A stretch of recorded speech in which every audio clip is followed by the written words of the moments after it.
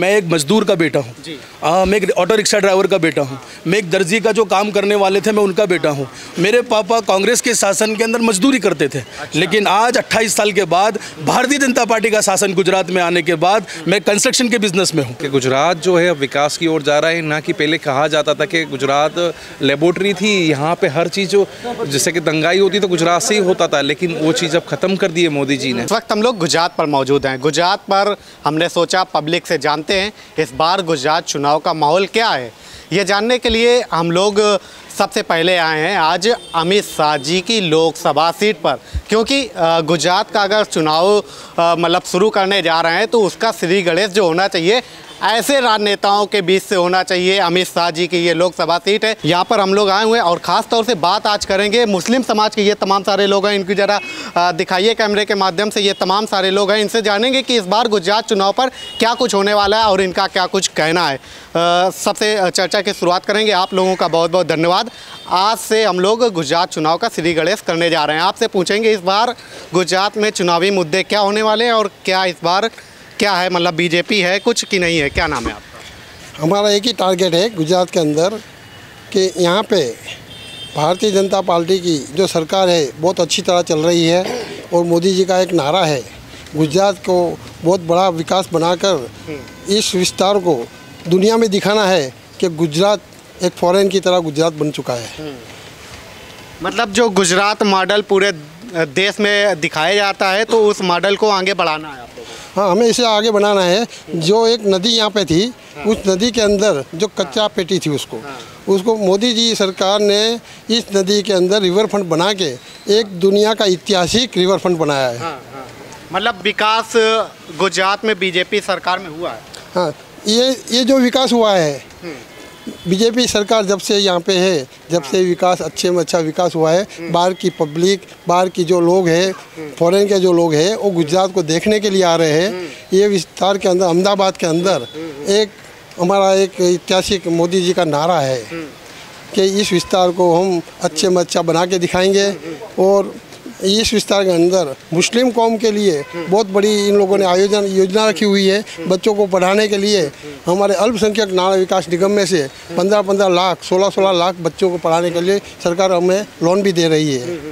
मतलब बच्चों के लिए लोन दिए जा रहे हैं, एजुकेशन के लिए, ये तमाम सारी चीज़ों के लिए। हाँ, बच्चों के लिए लोन दिया जा रही है। गरीब में गरीब बच्ची जो हमारे जुआपुरे के अंदर एक लड़की जिनकी माता घर का काम करके जो बच्ची को पढ़ा रही थी, उस बच्ची को सरकार ने पढ़ने के लिए लोन देकर उसको आज वो बच्ची यहाँ पे ये विस्तार के अंदर जुआपुरा के अंदर डेप्यूटी कलेक्टर बन चुकी है, IPS ऑफिसर बन चुकी है। मुस्लिम बच्ची। अच्छा, तो मतलब जो नैरेटिव सेट किया जाता है पूरे देश के अंदर की मतलब गुजरात मॉडल में मुसलमानों की उपेक्षा हुई है, तो ऐसा कुछ है क्या? नहीं, गलत चीज़ है। जब से इस मोदी सरकार जब से गुजरात में आई है, मुझे याद है कि जब मुसलमान कहीं बाहर से आते थे गुजरात में, सूरत से आते थे, पोरबंदर से आते थे, भावनगर से आते थे, बड़ौदा से आते थे, तो पहले वो फ़ोन करते थे कांग्रेस के राज में कि हमें अहमदाबाद आना है कुछ, तो बोले मत आओ आज कर्फ्यू है। लेकिन जब से बीजेपी सरकार आई है, जब से हम बेफिक्र, हमारी माँ बहनें रात को 12 बजे 1 बजे भी बाज़ार के अंदर जा रही है, उनको कोई तकलीफ़ नहीं है, हमें भी कोई तकलीफ़ नहीं है, हमें सुकून है। हम आज मोदी जी सरकार के अंदर हम अच्छे में अच्छा खा रहे हैं, अच्छे में अच्छा रहते हैं, हमें कोई तकलीफ़ नहीं है इधर। मतलब कहा जाता था जब 2002 हुआ, दंगे वगैरह हुए, उसके बाद एक तरीके से मुसलमानों की उपेक्षा होती रही लगातार उनको, और उन कमज़ोर होते चले गए, तो ऐसा है क्या? आप देखिए कांग्रेस की सरकार में आप इतिहास देखिए, हर महीने दंगे होते थे और ऐसे दंगे होते थे कि मुसलमान भाग रहे थे, उनका विस्तार छोड़ के भाग रहे थे। लेकिन मोदी जी की सरकार में कोई अभी दंगा हुआ नहीं है। जो बोल रहे हैं दंगे होते हैं, मोदी जी की सरकार में जो नौकरी करने वाले, जो मजदूरी करने वाले आज अच्छी पोस्ट पे है, वो अच्छी तरह गुजरात चला रहे हैं। अच्छी तरह गुजरात चला रहे हैं। और भी लोग हैं। भैया आपका क्या नाम है? मेरा नाम उमर खान है और मैं गुजरात की दरियापुर असेंबली से बिलोंग करता हूँ। अच्छा, गुजरातपुर के दरियापुर से आप बिलोंग करते हैं। क्या है गुजरात मॉडल? कुछ हुआ गुजरात मॉडल पे कि मतलब ऐसे ही विकास रुका हुआ है? देखिए, मैं सीधे राज धर्म चैनल के माध्यम से आपके व्यूअर्स को, आपकी जनता को ये कहना चाहूँगा कि गुजरात में हमने देखा है पिछले 28 साल से, गुजरात में बिफोर 28 साल से हम देखा जाए तो अब्दुल लतीफ़ नाम के आदमी का आतंक हुआ करता था और उनका एक दबदबा हुआ करता था। लेकिन जैसे ही भारतीय जनता पार्टी का शासन आया, कौन है अब्दुल लतीफ़ यहाँ पे एक डॉन हुआ करते थे। हाँ, माफियागिरी यहाँ पे भी थी पहले। हाँ, माफिया होता था और एक डॉन हुआ करता था, लेकिन उसको नकेल डालने का काम कायदे ने किया, सिस्टम ने किया। आज 28 साल हो गए, बहुत चैन और अमन से गुजरात का आम लोग, सामान्य जनमानस बहुत ही शांति और सुकून से रहता है। पहले गुजरात में अब्दुल लतीफ़ जैसे मार्केट में आते थे, आज भारतीय जनता पार्टी के शासन में इरफान पठान जैसे लोग आते हैं, यूसुफ पठान जैसे लोग आते हैं, सानिया मिर्ज़ा जैसे लोग आते हैं, एजुकेशन सफ़ीन हसन जैसे IPS लोग बन रहे हैं। हमको बहुत ही गर्व है मोदी सरकार पर और भाजपा पर गुजरात के अंदर कि सफ़ीन हसन जैसे IPS जब निकल के आते हैं तो ना कि मुस्लिम समाज, पूरे गुजरात का और पूरे भारत के अल्पसंख्यकों का नाम मजबूत होता है। मतलब अब एक तरीके से कहा जा सकता है कि मुसलमानों की भी यहाँ पर देखी की जा रही है इस गुजरात सरकार में। आप कह रहे हैं कि भाजपा सरकार में, लेकिन जो नैरेटिव सेट करती हैं बाकी पार्टियाँ की, ना इस समय शिक्षा है, ना रोजगार है, ना कुछ है, और गुजरात को एक तरीके से मतलब उपेक्षा ही मिली है। मुख्यमंत्री बदलना पड़ रहा है, विजय रूपाणी जी थे, उनका मैनेजमेंट नहीं अच्छा था, इस वजह से अब पटेल साहब को ले आए, भूपेन्द्र पटेल जी को, तो मतलब कि बीजेपी अब इतना अच्छा नहीं है। नहीं, ऐसी बात नहीं है, बहुत ही अच्छा काम करती हैं, सबको मौका मिलना चाहिए। गुजरात के अंदर वो अपना एक गुजरात पार्टी जो अपने लेवल पे काम करती है वो लोग देख रहे हैं, लेकिन मैं जो बिलोंग करता हूँ दरियापुर विधानसभा से, वहाँ पे सामान्य आदमी बहुत खुश है। गुजरात के अंदर रोज़गार बढ़ रहा है। जैसे कि मैं एक मजदूर का बेटा हूँ, मैं एक ऑटो रिक्शा ड्राइवर का बेटा हूँ, मैं एक दर्जी का जो काम करने वाले थे मैं उनका बेटा हूँ।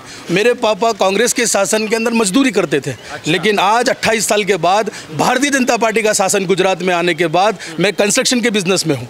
तो ये मोदी जी की देन है। मतलब पहले आप एक तरीके से वो करते थे, मजदूरी वाला काम आपके घर में होता था, और आप खुद का भी एक बिजनेस।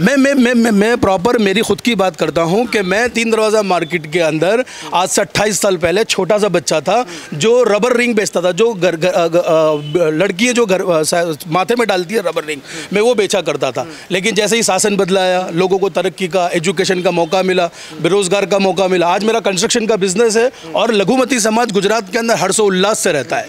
और बात करी विपक्ष की, तो विपक्ष को अपना अस्तित्व बचाने के लिए हमेशा ही कुछ ना कुछ सत्ताधारी पक्ष के लिए नुक्स निकालने पड़ते हैं ताकि उनका अस्तित्व बचा रहे। आप लोग तो यूथ हैं भैया, बताइए कि यूथ के लिए, युवा मुसलमानों के लिए कुछ काम गुजरात में हो रहा है? बहुत काम हो रहा है। जैसे कि आप ये मेडिकल ले लो, मेडिकल में आयुष्मान योजना है। मैं आयुष्मान योजना में हम बहुत लाभ लेते हैं। ऐसे बहुत फ़ायदे हैं। पीएफ की बात ले लो तो पीएफ पहले सालों लग जाते थे, अभी ऑनलाइन हो गया। अभी मैं जॉब करता हूँ, मुझे पीएफ की ज़रूरत, तो मेरा पीएफ मैं खुद निकाल सकता हूँ। इससे बहुत सारे बेनिफिट हैं। आपका क्या नाम है भैया? होसेफा जरीवाला मेरा नाम है। आप बताइए कि कितना कुछ गुजरात बदल रहा है और अब इस बार क्या होने वाला है गुजरात चुनाव? नहीं, बदलाव तो हो ही रहा है, वो तो सबको दिख ही रहा है, दुनिया के अंदर दिख तो रहा ही है। और बदलाव में ऐसा है कि जो गुजरात में आएगा तो बीजेपी सरकार ही, बीजेपी जैसी सरकार कोई है ही नहीं है गुजरात के लिए। तो ऐसा क्यों लगता है? गुजरात के अंदर बीजेपी सरकार ने बहुत अच्छा काम किया हुआ है, इसके लिए बीजेपी सरकार ही आ सकेगी। क्या क्या काम है? कुछ ऐसे काम है जो एजुकेशन लेवल पे भी बहुत ज़्यादा काम किए हुए हैं, लोगों को मदद भी बहुत की है।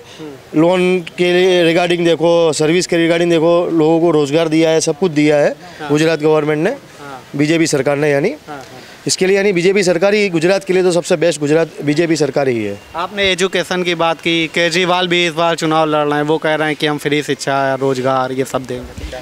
भाई वो तो देखो बोलने वाली बात है केजरीवाल की, जब इधर आएंगे तब उनको पता चलेगा क्या है। नहीं, दिल्ली में एक जगह हो जाता है तो सब जगह नहीं हो पाता है, सब जगह अलग अलग मुश्किल आती रहती है। यानी केजरीवाल सरकार का भी खाली दिखावा है। अच्छा, एक बात और कही जाती है कि मतलब गोधरा के बाद जिस तरीके से मुसलमानों का एक तरीके से काम आम नहीं होता रहा, यहाँ पर ऐसा लगता था अगर मोदी जी की सरकार बनती है तो यहाँ पे मुसलमानों का विकास रुक जाएगा, बाकी सारी चीज़ें तमाम चीज़ें कही जाती थी। तो क्या हुआ? देखिए, ये तो बोलने वाली बातें हैं, दिख तो रहा ही है सबको कि सबका विकास सबके साथ चल ही रहा है। ऐसा तो है नहीं, ये सब बोलने वाली बातें हो रही है। 2002 के बाद भी, दंगे के बाद भी आज मुसलमान कहाँ के कहाँ पहुँच गया। क्यों? एजुकेशन के हिसाब से, कि एजुकेशन लेवल उनको मिला है। अगर पहले एजुकेशन नहीं था तो कोई लाड़ी चला रहा था, कोई रिक्शा चला रहा था, कुछ कर रहा था। अभी एजुकेशन में कहीं मैनेजर लेवल पे पहुँचे, कहाँ के कहाँ पहुँच गए लोग। उसके पहले जब कांग्रेस गवर्नमेंट थी तब क्या था? तब तो वही तो बोल रहा हूँ, रिक्शा चला रहे थे, ये कर रहे थे, लफंगिरी कर रहे थे, ये सब काम हो रहा था। यानी मुसलमान को उस टाइम पे आगे आने के लिए कुछ रास्ता नहीं था। बीजेपी गवर्नमेंट आई तो उसके लिए धीरे धीरे रास्ते खुले। टाइम लगा बीजेपी सरकार को, बाकी अभी लेवल में लिया है कि अभी मुसलमान भी कुछ है, बाजार के अंदर नाम दिख रहा है। भैया आपका क्या नाम है? मेरा नाम समीर छिपा है। मेरा नाम समीर छिपा है। अच्छा समीर जी, बताइए कि कुछ इस बार क्या गुजरात के क्या चुनावी मुद्दे होने वाले हैं और कुछ आप लोगों के लिए काम आम हुआ? गुजरात के चुनाव के लिए सबसे पहले तो मैं बात करना चाहता हूँ कि क्या होगा और क्या था। क्या था तो जब से देश आज़ाद हुआ है तब से लेके 2002 तक गुजरात की जो जेल थी, सेंट्रल जेल जो कहलाती है, ऐतिहासिक जेल है, उसके अंदर 83% मुस्लिम थे 1947 से लेके 2002 तक। और अभी जो परसेंटेज है ओनली फॉर 6.7 मुस्लिम जेल के अंदर है। बाकी जो जितने भी मुस्लिम थे आज वो एजुकेशन फील्ड में आगे है। जैसे भी हमारे साथीदार ने बताया कि IPS जो बने सफ़ीन हसन जी, ऐसे कई मुस्लिम घर जो है जो बिजनेसमैन बने। दूसरी बार और इकोनॉमी की बात आ रही है तो इकोनॉमी 2002 के पहले 4 व्हीलर मुस्लिम के घर में नहीं थी, सिर्फ 2.3 मुस्लिम के घर में 4 व्हील थी। आज 47.3 हर मुस्लिम के घर के अंदर 4 व्हील है। तो 4 व्हील कहाँ से हुआ? ग्रोथ आया, मुस्लिम का ग्रोथ आया। तो ग्रोथ लाया किसने? सरकार किसकी थी? भाजपा की सरकार थी। हर बार डराया जाता था, हर साल क्या कांग्रेस कहती थी कि भाजपा आने से मुस्लिम समुदाय का ये होगा, नुकसान होगा, लेकिन वो बिल्कुल गलत साबित हुआ है। जब से भाजपा सरकार आई है दंगा मुक्त गुजरात हुआ है। आज 20 साल के मुस्लिम लड़के को आप पूछो कि दंगा क्या है, उसे पता ही नहीं कि दंगा क्या है। ऐसे सेफ पूरे इंडिया के अंदर जो मोदी जी ने जहाँ जहाँ भाजपा सरकार बनाई है वहाँ दंगाई वो जितने भी लोग थे वो उनको दूर कर दिया गया है। तो मैं चाहता हूँ कि पूरे गुजरात नहीं पूरे हिंदुस्तान के अंदर भाजपा सरकार होनी चाहिए ताकि ऐसे मुस्लिम सेफ्टी से रह सकते।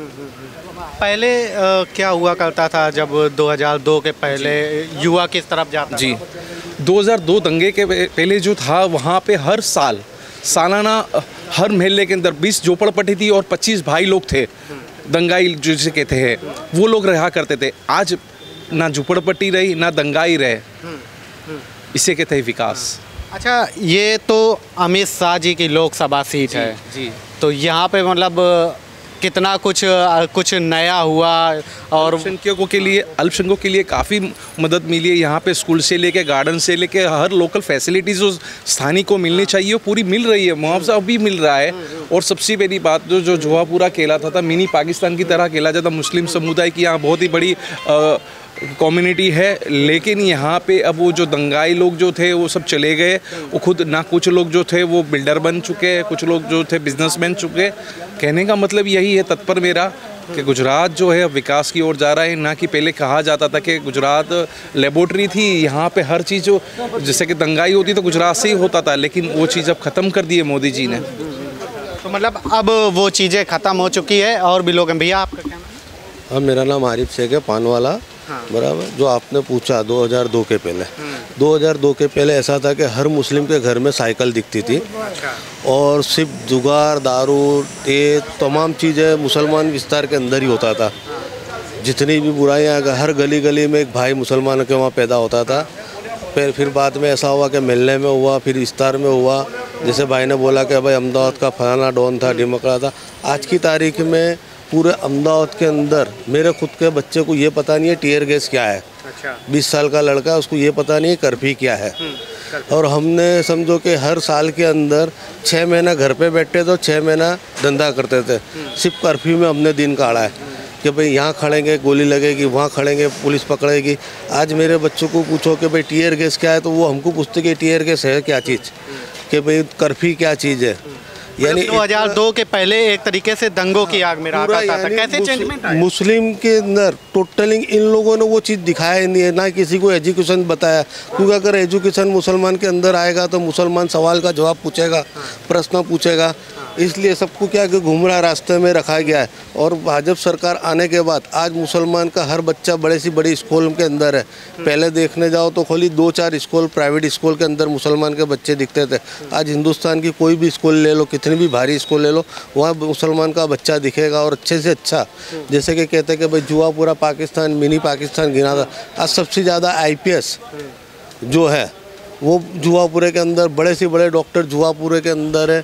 पुलिस, बड़े से बड़े पुलिस अधिकारी, म्यूनसिपालिटी के अधिकारी वो जुआपुरे के अंदर है।